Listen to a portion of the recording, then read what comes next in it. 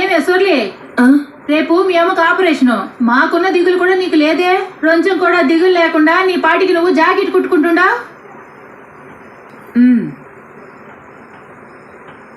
ఆయన నగలు అడుగుతూ నన్ను కొట్టిన ప్రతి తూరి మగాడంటే అట్టానే ఉంటాడు, ఓర్చుకోవాలన్నారు. కానీ అమ్మ మాత్రమే వాడేంటే నీకు తిండి పెట్టేది, నువ్వే పని చేసుకుంటూ బతకడం నేర్చుకో అని నన్ను ఇడికి తీసుకొచ్చింది. అమ్మ ఇంటి పనుల కోసం నన్ను ఇడికి తీసుకొచ్చి నానా పాటలు పెడుతోందని ఊరోళ్ళందరూ.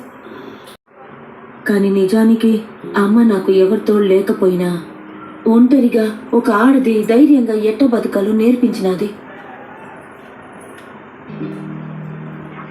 ఈరోజు నాకంటే ఒక పని ఉండదు. నా కొడుకు నేను చదివించుకొని గౌరవంగా బతుకుతున్నాను, నేను ధైర్యంగా ఉన్నా. ఇప్పుడు మాత్రం నేను ఏడ్చినానంటే ఏమే నేను లేకపోతే నీ బతకడం చేత కదా, అట్ట నేను పెంచినానా అని అమ్మ సీపుట్టు సిత కొడుతుంది. మీకు తెలుసా, పెళ్లికి ముందు రోజు వరకు అమ్మ నన్నెవరికి తెలియకుండా బడికి తీసుకొచ్చేది. టీచర్ అమ్మ కూడా అడిగినది, పిల్లని ఏటికి తీసుకుపోతుండారు, పరీక్షలు కూడా రాయని అని.